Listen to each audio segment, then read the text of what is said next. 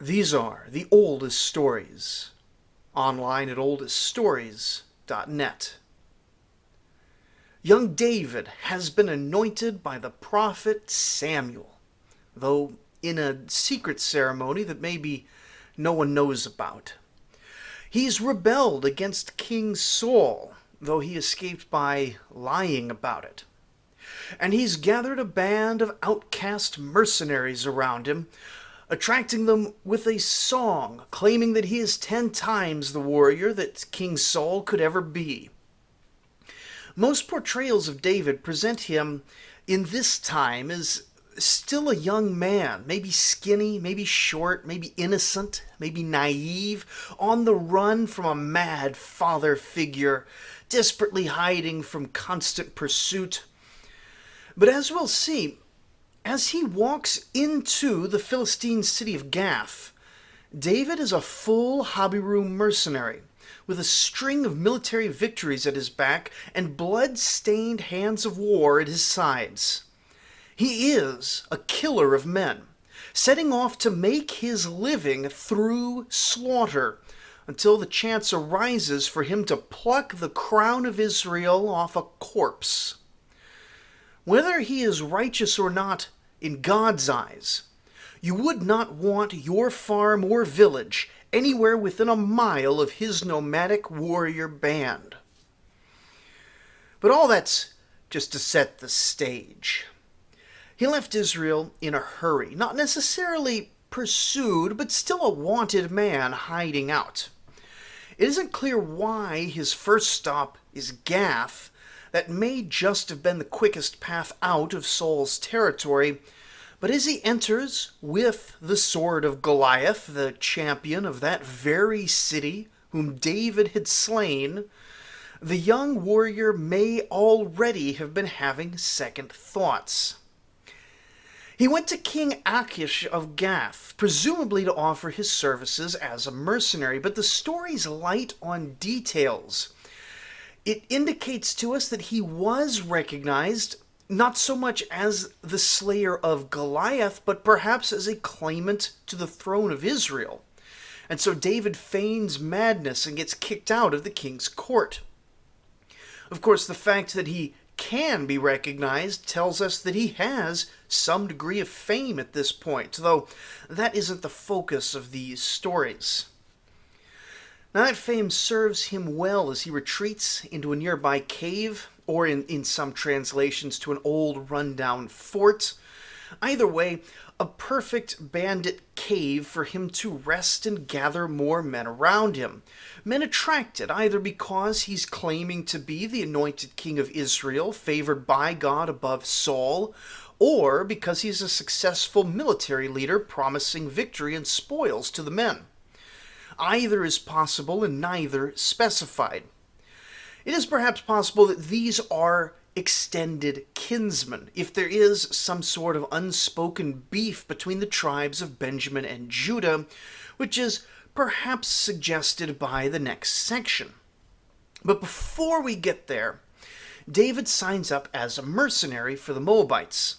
He secures the safety of his family, essentially getting paid by having the Moabite treasury take care of his parents. Then he and his men garrison the fort, something which implies that he's attacking any enemy groups who come too near the fort or cave, sometimes clearing out enemy bandits, and sometimes acting the bandit himself against disfavored groups.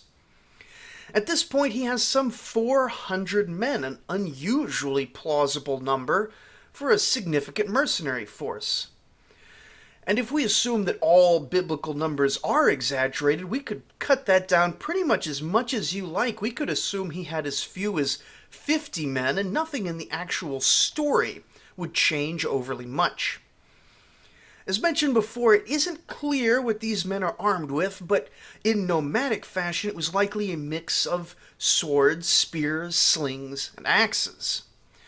Israel is getting established and may well be large enough at this point, a bit later in Saul's career, that there are some bronze workers maybe churning out weapons for the state.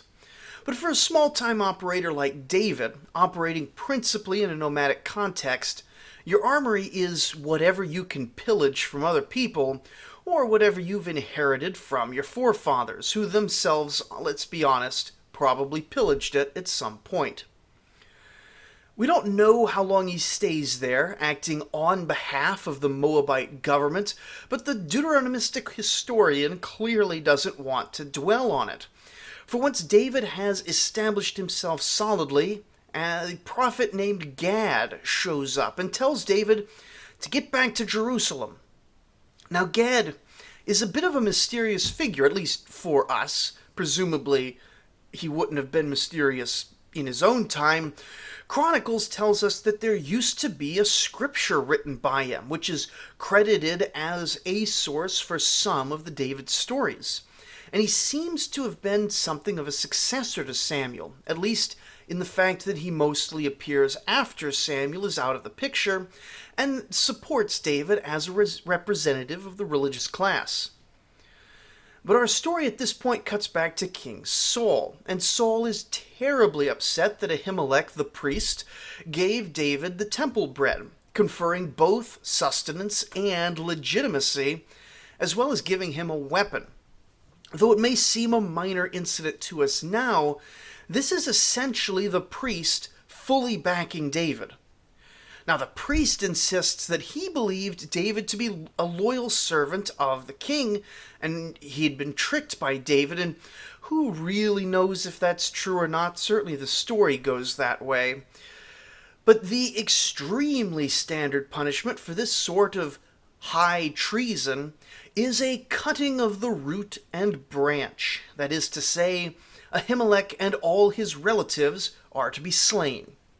One son, Abiathar, escapes and naturally joins David, though of course this would have the effect in the eyes of a pro-Saul partisan of confirming both the treachery of the house of Ahimelech and of David's total rebellion, him now openly harboring a condemned rebel. And lest anyone think I'm over here just trying to be a jerk to David, I'm certainly not being as nice as perhaps I could be. I think everyone already knows the story of a young, innocent David being unjustly persecuted. And I think that's what the Bible tells us, but that's not, it seems to me, always what it shows us, especially with ancient eyes. I think a reading of the exact same passages with a bit less of a pro-David bias, which the biblical author clearly has, and in the context of all the history we've looked at on this show up to this point, I'm just trying to be a bit more realistic about the motivations of David and Saul. It's not meant to be a deconstruction or anything subversive. I'm just trying to evaluate the facts that our narrator presents us with. David can remain the righteous hero of this story. I mean, even if he's doing some violent things, and even if he is rebelling against the king, if he's authorized by God himself, that kind of changes things. But we have to acknowledge that he isn't just a completely innocent, naive little boy in over his head and all this. That's not what the story presents us with.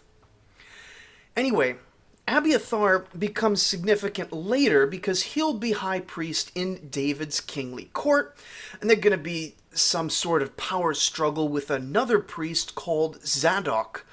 Abiathar will take part in the civil war between Solomon and Adonijah. That's a couple episodes away now. The line of Zadok will eventually eclipse the line of Eli, which will have significance for rabbinic and theological affairs, but isn't super relevant for us. Now, if you're interested, Wikipedia, of all places, actually has a pretty solid introduction to all this in its article on Zadok, with mentions for many of the issues involved. So now that David is in Judah, because he's he's left the fortress, and Gad has said, "Get back to Jerusalem." So he's in Judah doing who knows what with an army of bandits, possibly recruiting and spreading his name. He happens to hear that the Philistines are attacking a town called Keilah. These sorts of raids would have been extremely common. Indeed, we find out later that David does them regularly, and we can assume from historical patterns that this is the majority of what Saul and Jonathan spend their time doing, though, of course, they're targeting the enemies of Israel, not the Israelite towns like the Philistines are. Now, step one for any battle is to ask God, a thing done in this case with the ephod, a divination tool. Now, other societies might use oil divination or bird omens or examine a sheep's liver or many other things, but the basic theory is all the exact same. God's voice can sometimes come to people directly, but it's often hard in the moment to separate that from a person's imagination, especially when you've just got some other person claiming, "Oh, God told me this." And so ancient people, including the biblical Israelites, would find something in the world that only God has control over. Now, the specifics of the ephod are not clear. It appears to have been a plate with some precious stones embedded into it. During later times, there may have been only one ephod, and it was in this that the Urim and Thummim were embedded. Or there may have been multiple Urim and Thummim, in fact, there may have been multiple ephods, but only one had Urim and Thummim, and the rest had some less prestigious set of stones. Accounts differ, and it also, in fact, may have changed over the many centuries of Israelite history. Now, both the process and the keys to interpretation have long been lost, but we know that the Israelites also practiced what's called claromancy, a form of divination in which a random casting of lots generates an answer. Now, the modern equivalent of this would be rolling dice or flipping a coin, with the idea that God is guiding these dice, though in the ancient context they would often have had a few sticks with one end marked and sort of toss them on the ground to see how the marked ends landed. Or they would have had a jar with one particular stick or token marked, and whoever pulled out that token was chosen by God. The core idea was that these random events were fully in the hands of God and not susceptible to whatever the person casting the lots might prefer, even if some have speculated that priests in the ancient world had their way of sort of sticking their thumb on the scale, sort of adjusting these random events to make it a little bit nicer for them. Who knows? And so the ephod tells David to go attack the Philistines. He's up to 600 men now, and they're able to score a victory. Notably, chapter 23, verse 5 tells us that David and his men went to Keilah and fought with the Philistines and brought away their livestock and struck them with a great blow. Now, armies traveling would in fact bring a certain amount of livestock with them. This was a food source on legs. But for a small raiding party traveling a relatively short distance, this shouldn't be a significant amount of animals. But also, the Philistines have just plundered this town of Keilah, and so they should be driving a fair amount of captured animals ahead of them. Now, if David is plundering the livestock of the Philistines, is he taking the stuff that the Philistines have just plundered from the people of Keilah? It is entirely possible and not at all unusual, and perhaps explains why the people of Keilah are so willing to remain loyal to King Saul rather than this bandit who's just shown up. Now, he gets no love in the town of Keilah, and so David flees to the wilderness around Zeph. It's this sort of southern bit of modern-day Israel, well south of Jerusalem. But the people around there also tell Saul where he is, so he moves to the area around Maon. And there's a map on the Oldest Stories website. It's just a bunch of names, though. He goes somewhere else.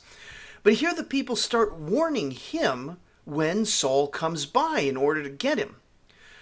Now finally, having moved around quite a lot, all in the area south of Hebron, the Philistines attack in some other part of Israel, and Saul, who's been sort of looking for David as everybody moves around, is forced to give up chasing after the rebellion and goes to fight the threat against God's people, allowing David to escape to a place called En-Gedi. Now finally, at En-Gedi, we get a fairly odd story. David's hiding in a cave, and Saul comes into the cave, and David is able to sneak up and cut off a bit of Saul's robe without him noticing. Then, when Saul goes outside, David shows him the robe piece and says, "You know, I could have killed you, but I didn't." Then Saul breaks down in tears. He admits that David is the rightful king and asks only that David not kill all of Saul's children. And so after this, apparently the two both depart in peace, having decided that both would respect the claim of the other. Except that only 2 chapters later, Saul is still pursuing David, and David is still leading raids against Israelites. Of all the parts of David's story that seem perhaps, could we say, a bit enhanced by later authors, or less charitably completely fabricated just to make David look good, this one's hard to square with pretty much any measure of sense, narratively or in regard to human nature. But before we get to the chapter that tells us that nothing actually changed following this heartfelt moment, the narrator wisely inserts the story of Nabal, whose name literally means fool, suggesting that it was highly unlikely that this was the name his mother gave him at birth. But you know, there's people with weird names out there. I suppose it's possible.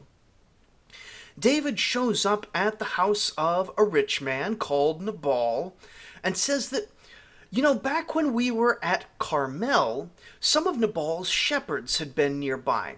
Standard practice would have been to steal all their sheep and quite possibly kill the shepherds as well. However, David, in his bandit cave, had chosen not to do that at this time, and so he politely informed Nabal that Nabal owed him a whole bunch of food and supplies for this kindness and mercy. Nabal points out that he doesn't owe David anything for not robbing him and murdering his people. That's sort of the basic level of human decency that we expect from each other, and David's acting rather like a mafia criminal selling mafia insurance. David responds with, we could say, disappointment. We could also say attempted murder, as he brings 400 of his 600 men to Nabal's estate with the express intent of stealing everything Nabal owns and murdering his entire household. This is how mercenary and bandit groups operated in the ancient world. Fortunately for everyone involved, Nabal's wife Abigail is extremely attractive, and she shows up and begs David not to murder everyone in the estate. Then Abigail goes back home, and by sudden, remarkable coincidence, Nabal was alone in a room with Abigail the next morning, and he suddenly dies, struck dead by the wrath of God. Then Abigail goes to marry David, and no word is mentioned of the vast fortune Nabal previously owned, which now has no one but a mercenary band to claim possession of it, and no rightful inheritors except for David's new wife. Now, I'm not saying that David did anything wrong here in the gaps of this story, but I'm not also saying that it's not at all unusual for roving military bands accountable to no one but their independent leaders to cause all sorts of trouble for the settled societies they interact with. Anyway, next we get basically a scene-for-scene repeat of David and Saul in the cave, but this time in a different context. David sneaks into Saul's camp while everyone is sleeping, steals Saul's water jug, and then the next morning brags that he could have killed Saul but didn't. And Saul blesses David. He weeps big tears for having upset David. And then the two depart peacefully, having reconciled all their differences.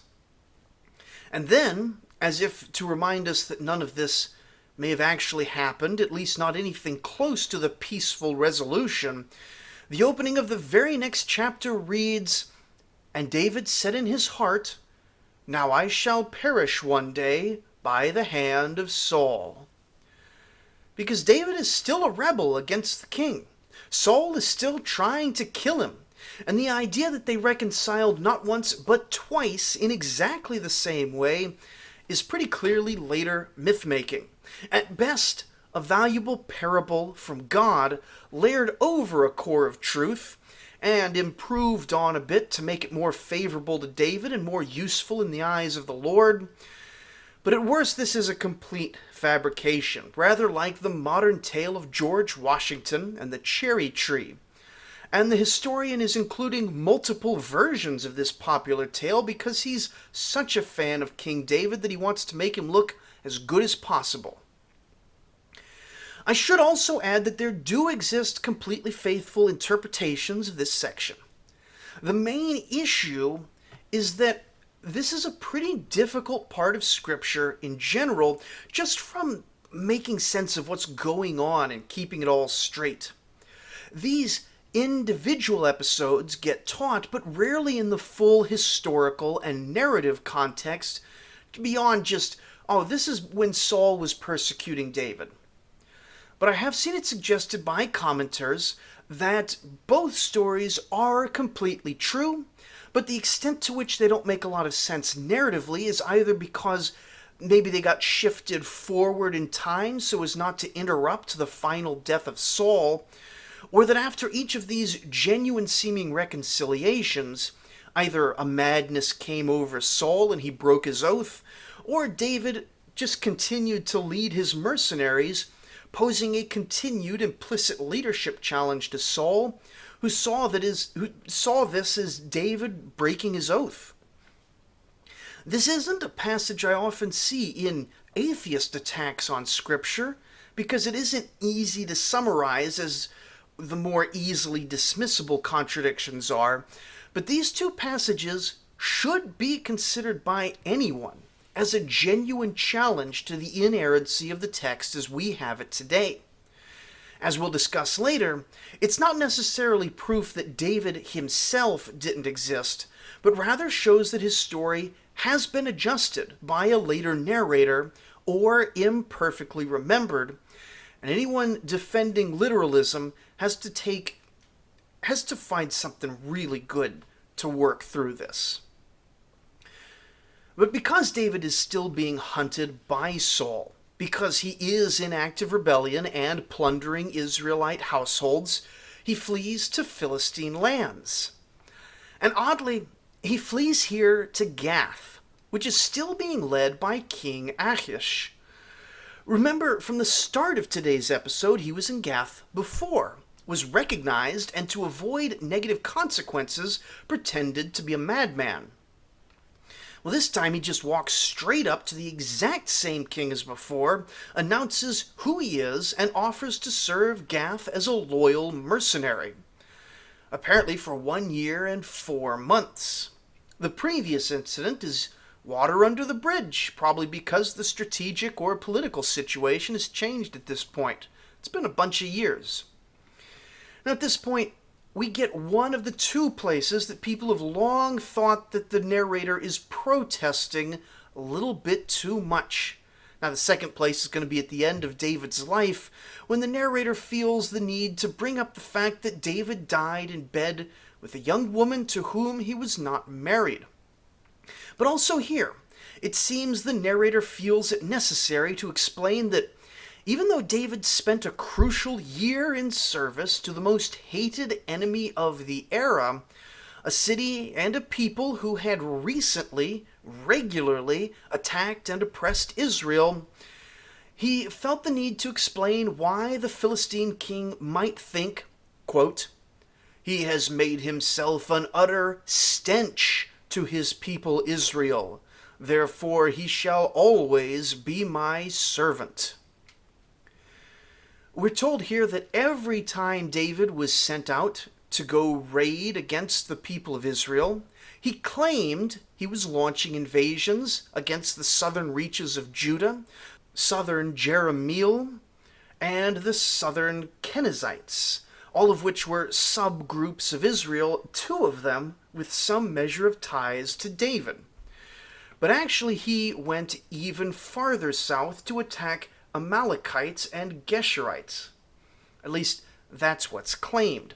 Now this may have been completely true, and it is possible that no one even knew about it, assuming he really was completely slaughtering the villages he raided to prevent witnesses. After all, in today's world, it's international news when a stray missile lands in the ocean or in some field. But in the ancient world, raiding bands just like David's were so common from all directions that a group hiding their identity may well never be traced back to their source.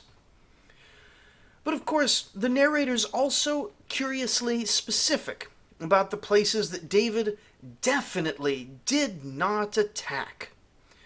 We know that David had ties to some amount of Judah, being of that tribe. And we know he had ties to some amount of Jerahmeel, listing it later as one of his friends. And we know basically nothing about the Kenizzites. But it is completely possible that he really is attacking the southern part of these groups in order that the northern part might stand to benefit. It isn't like he hasn't already attacked Israelites. But it is ultimately impossible to evaluate David's time as a Philistine mercenary because the bias in the source is far more questionable in this section than it has been in some other sections. Of course, this is followed directly by a similarly curious incident. It's time for the Philistines to have the battle on Mount Gilboa, where Saul will be slain. And David appears here dutiful and loyal to the Philistines, fully ready to engage in major war against King Saul. But the narrator can't have David look like a regicide. So against David's protestations, a prejudiced Philistine commander gets him kicked out of the army, ensuring that he was not present at the battle, even though the Philistines have used Israelite contingents in battle against the Israelites in the past, but maybe that racist general wasn't there last time. Or maybe this really would be the first time David was going to war against Saul, and for all his loyal talk, he was secretly relieved to be let go from the army here. Who really knows? Anyway, we're only moments away from Habiru warrior David becoming King David. But actually there is a lot more to the story of David assuming the crown than we have time for today. And so we're going to cut our story short here. But I should finish with a note. I've been hard on David today, and honestly it's harder than I expected to be. All royal sources throughout the Near East are biased towards the preferred king of the writer. This is expected and common and usually not that big of a deal. But the writer of 1 Samuel, especially in these chapters today, is trying really hard to mesh the idea of a perfect, glorious, theologically correct King David, who probably genuinely was a man with much to recommend him, with the realities of a mercenary leader. The distance between mercenary, bandit, and war criminal in this period of time is extremely small. And I think we can fairly say that even if David is among the most ethical, upright, and morally pure mercenary leaders in this time period, he's still expected in his position to do things that even in the ancient world would be seen as horrible.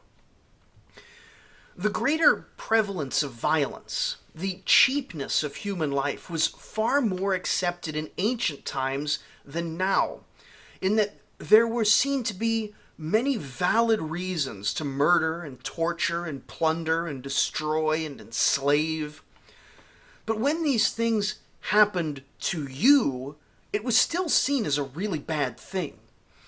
And I think we can see the tension really well in an historical reading of David's career, peeling back the sometimes kind of thin veneer and sometimes poor joints of this story. Then when we layer on top of the already complicated ancient attitude towards violence and add on top our modern revulsion of violence, which is substantially more significant than it ever has been historically, then it becomes extremely difficult to examine David as a character. There is good in David, at least in the sense that any ancient king could be called good in modern eyes. But a lot of that good is obvious and well known, while the historical aspects need a lot more fleshing out to properly understand what kind of man he was and why the Lord prohibited him from building a temple specifically because he was a man of war. But there is far more that could be said about all of this. I could probably stretch David out to 10 episodes if I really wanted to, but we do need to keep going with our story. We want to see that crown on David's head. So join us next time, as David definitely does not kill King Saul, and then the kingship of Israel just falls into his lap with zero effort on his part, thanks to the blessings of God. Thank you for listening.